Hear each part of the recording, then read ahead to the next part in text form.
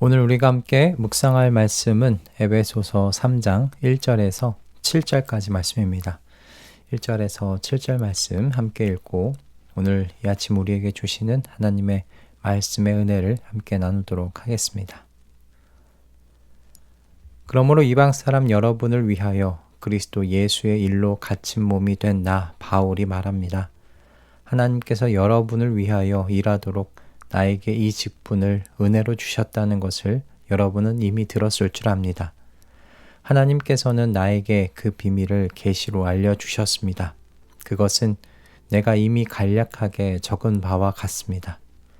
여러분이 그것을 읽어보면 내가 그리스도의 비밀을 어떻게 이해하고 있는지를 알게 될 것입니다. 지나간 다른 세대에서는 하나님께서 그 비밀을 사람의 아들들에게 알려주지 아니하셨는데 지금은 그분의 거룩한 사도들과 예언자들에게 성령으로 계시하여 주셨습니다.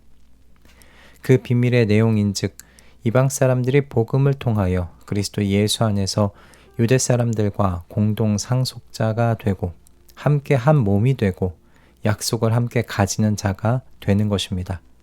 나는 이 복음을 섬기는 일꾼이 되었습니다. 내가 이렇게 된 것은 하나님께서 그분의 능력이 작용하는 대로 나에게 주신 그분의 은혜의 선물을 따른 것입니다.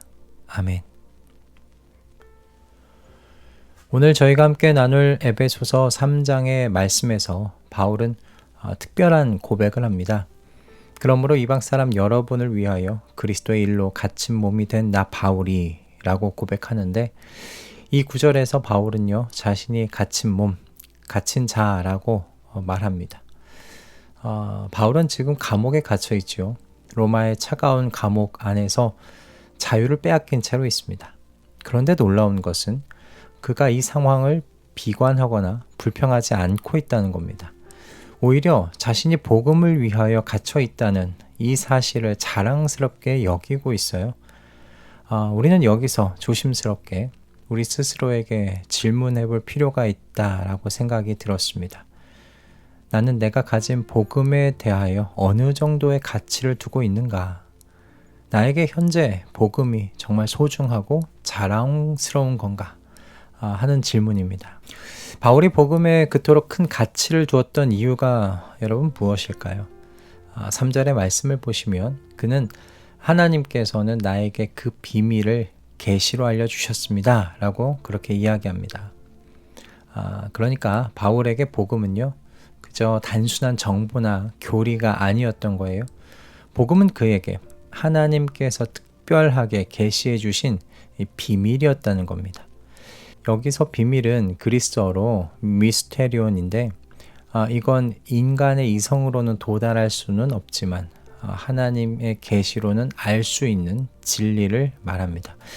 마치 연인 사이에 나눈 소중한 비밀처럼 하나님께서 당신의 사랑하는 자녀들에게 이 비밀을 알려주셨다라는 것이죠. 그리고 이 비밀에 대한 수혜자는 바로 저와 여러분 아니겠습니까? 하나님께서 저희에게 당신의 마음과 계획을 열어 보여주셨다는 것, 여러분 이 자체로 얼마나 귀한 특권입니까? 바울은 그것을 경험하고 있었던 거예요. 느끼고 있었던 거예요. 그래서 그는 그렇게 고백할 수 있었던 겁니다. 그렇다면 바울이 알게 된 이 비밀이 뭔가? 6절에서요. 그는 이방 사람들이 복음을 통하여 그리스도 예수 안에서 유대 사람들과 공동상속자가 되고 함께 한 몸이 되고 약속을 함께 가지는 자가 되는 것이라고 말했습니다.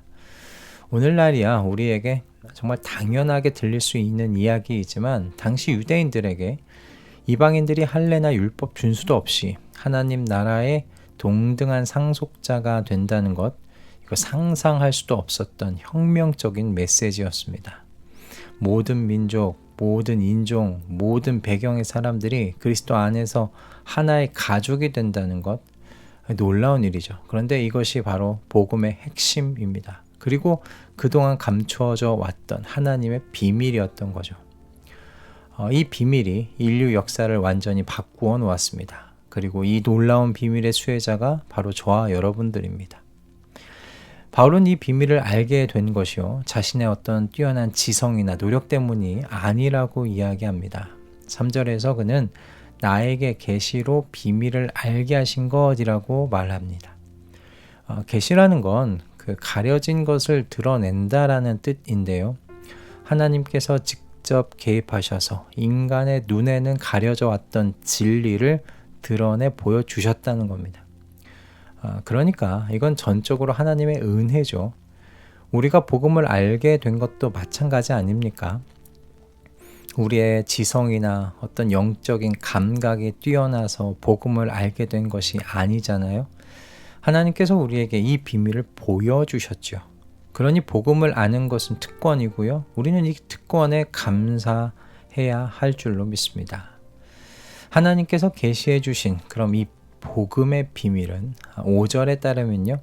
다른 세대에서는 그 비밀을 사람의 아들들에게 알려주지 아니하셨는데 라고 되어 있습니다. 즉, 이 복음의 비밀은 바울이 살던 시대에 특별히 계시된 진리라는 말이죠.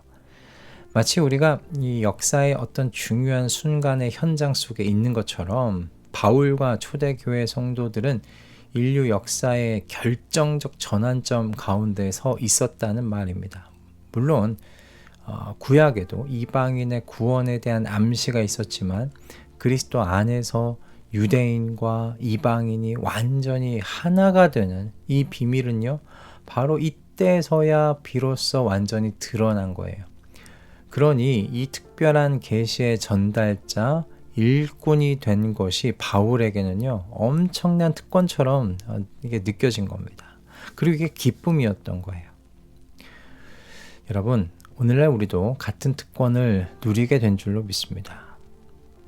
그렇다면 우리는 어떤가라는 거예요. 이 특권을 얼마나 기뻐하고 있는가, 이 특권을 얼마나 소중히 여기고 있는가 하는 겁니다. 여러분, 바울은요 7절에서 나는 이 복음을 섬기는 일꾼이 되었습니다 라고 이야기합니다. 그리고 이렇게 된 것이 하나님께서 그분의 능력이 작용하는 대로 나에게 주신 그분의 은혜의 선물을 따른 거라고 고백하고 있죠. 여기서 우리가 주목할 점은 이거예요. 복음을 섬기는 이 일이 바울에게 의무나 부담이 아니었다는 겁니다. 선물처럼 느꼈대요. 바울에게 복음 사역은요, 기쁨이었던 겁니다. 구체적으로 말하면 하나님의 놀라운 비밀을 알게 된 바울은 그것을 나누는 것이 특권처럼 여겨졌고 기쁨이었다는 겁니다.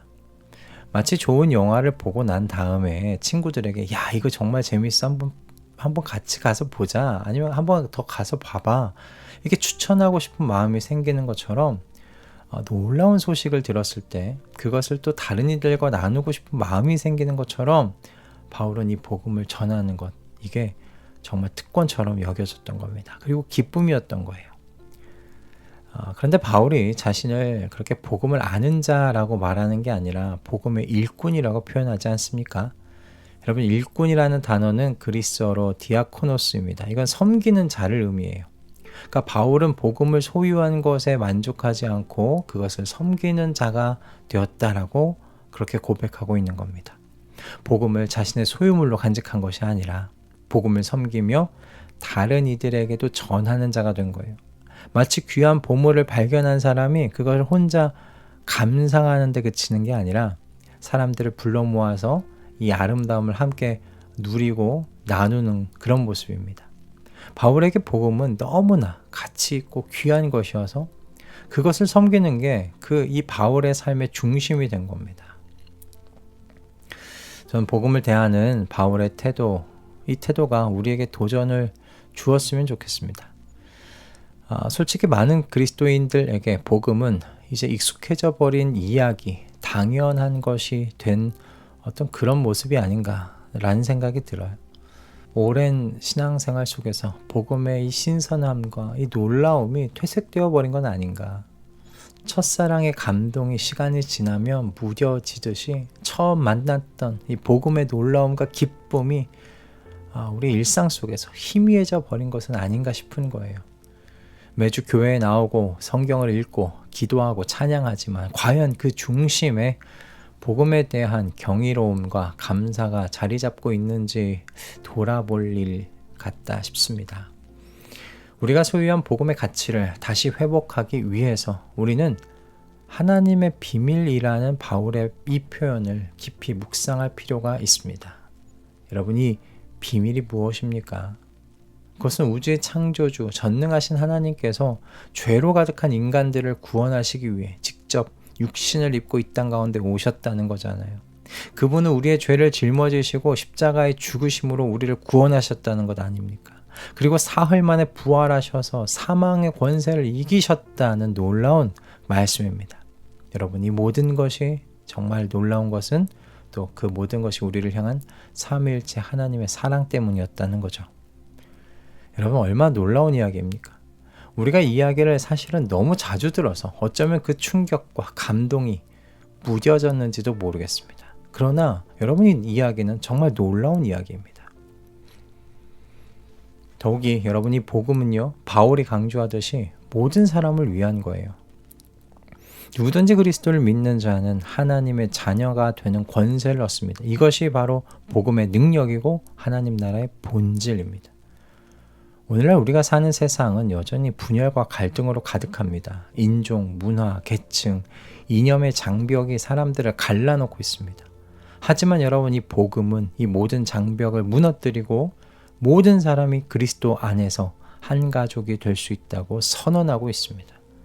여러분, 이것이 얼마나 귀하고 소중한 메시지입니까? 그렇다면 여러분, 우리가 어떻게 해야 이 복음이 가진 이 가치를 우리 안에서 회복할 수 있을까요? 첫째는 여러분, 바울처럼 복음을 계시로 이해해야 하지 않을까 싶습니다. 복음은 여러분, 우리가 스스로 발견한 진리가 아닙니다. 하나님께서 우리에게 열어서 보여주신 비밀이라는 사실을 여러분 매일마다 명심하자는 겁니다. 우리는 매일 성령님께서 이 비밀을 더 깊이 이해할 수 있도록 기도해야 할 줄로 믿습니다.